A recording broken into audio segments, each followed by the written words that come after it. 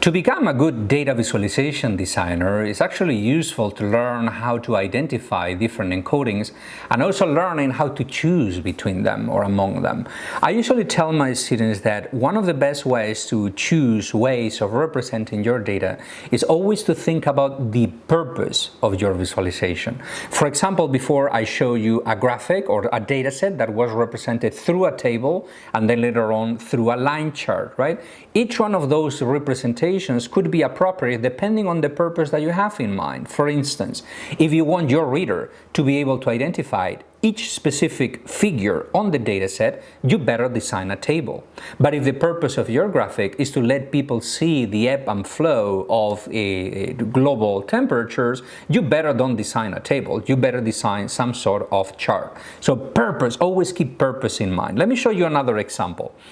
A while ago, I saw a chart designed by the European Commission, right? I did a little bit of work with them, I did a workshop with the European Commission, and they sent me examples of the graphics, charts, maps, etc. that they design every year to inform citizens of the European Union, and they were absolutely wonderful. I really love the work. But I always have a little bit of feedback about any chart that I see. One of the charts that they sent me was this one.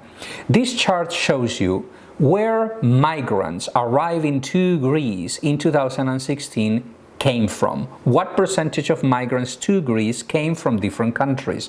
So for instance, 47% came from Syria to Greece, 24% came from Afghanistan, 15% came from Iraq, and so on and so forth. So it shows you among the total amount of migrants arriving to Greece, the different portions represent the percentage coming from different countries. And I was asked, do you think that this is a good chart or a bad chart? And the answer that I always have to that question is that it all depends. It all depends what you want to show. It all depends on the purpose of the chart. If your purpose when designing this chart is to show that half of migrants coming to Greece came from Syria, 47% is close to 50%, versus another half that came from other countries, then this chart is perfectly appropriate. You show me half coming from Syria, the other half coming from other countries. The only change that I would make in the chart in this case will be to color these segments differently. I would color Syria with one hue of color, and then I will color all the other countries with the same hue, just to emphasize that purpose, half versus half. So if the purpose is to show that half versus half, this is perfectly fine.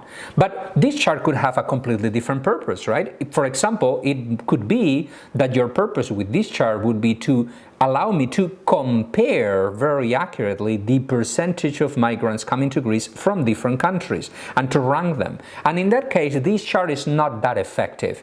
If you don't read the figures, the actual numbers on the chart, it's really difficult to estimate the size of the Syria portion versus the size of the Afghanistan portion. You basically need to use your fingers to estimate the size of each one of these segments, right? A pie chart, or this variation of the pie chart, the donut chart, is not great for accurate comparisons. Therefore, you need to choose. I propose two different redesigns, two different makeovers for this chart. If the purpose is to show half versus half, then you can just keep the pie chart as it is, only you need to color these things differently. But if the purpose of your chart is to let me compare country by country, one by one, then you better design something more similar to a bar chart, because a bar chart is great when you want to compare things with a lot of accuracy. Okay, let's do a little bit of a game related to visual encodings. I'm going to show you again the slide that contains most of the visual encodings that we commonly use in data visualization: size, length, area, line weight, angle, and so on and so forth. And I'm going to show you three different real data visualizations. And I'm going to challenge you to identify the methods of encoding that you see on each one of these charts. Ready? Here we go. The first project that I would like to share with you comes from the Marshall Project, which is one of the media organizations that I would recommend that you follow closely, because they produce very, very good data-driven stories and graphics on a regular basis. A while ago, back in 2016, the Marshall Project created a wonderful project titled Crime in Context. This is basically a description of what's going on with crime statistics in the United States, and as part of this story, there is this wonderful interactive data visualization in which you can explore the rate of violent crime in your own city. So right now we are seeing the rate of violent crime was up 200 and something percent in Milwaukee between 1975 and 2015. All right, so take a look at this chart. This is a line chart. Try to identify the methods of encoding. I'm going to give you just 5 seconds. You can stop the video here. Try to identify the methods of encoding, and then you can resume playing the video. The first method of encoding that you probably saw is color hue, right? We have red and gray. That's identifying a categorical variable. The city that I'm interested in, Milwaukee, although we can change that. I can go over here and change Milwaukee to Miami, for example, and see violent crime in Miami. So right now, it's what matters to me, Miami, versus what is secondary, all the other cities in the data set. So color hue is the first method of encoding over here. Now, let's think about the methods of encoding that were used to represent the quantitative data, the actual rate of violent crime. And this is a line chart, so you may be thinking, well, perhaps it is a slope, the slope of the line, right, the angle of the line. And that's certainly a method of encoding that gives you a clue as to how to read the chart, right? So the steeper the slope, the larger the increase or the decrease of the data. But there is a more important method of encoding at work over here, which is position over the two axes, right? Just think about how line charts are created. A line chart is created by locating a point, first of all, on the horizontal axis in time, 1975, 1976. So you position the dot according to the year. And then you vary the position on the y-axis, on the vertical axis of that point representing 1 year according to the metric that you're interested in. So the further up you go, the larger the rate of violent crime. So we are using position, the position of all those dots that we later connect with the lines representing the data.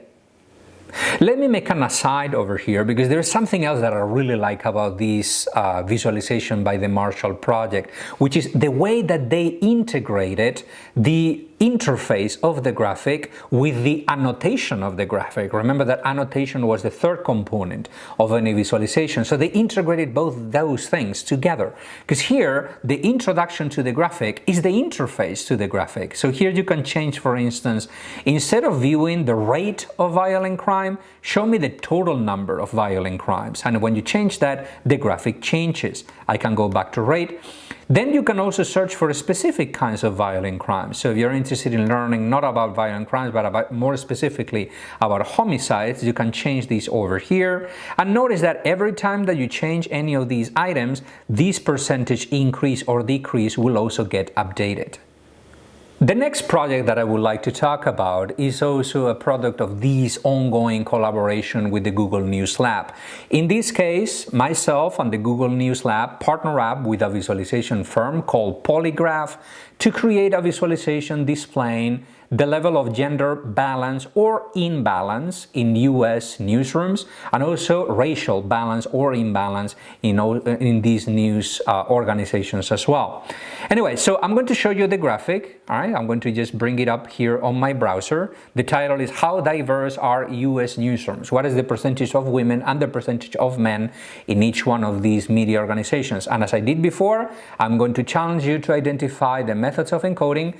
Please stop the video here, try to identify them, and then resume playing.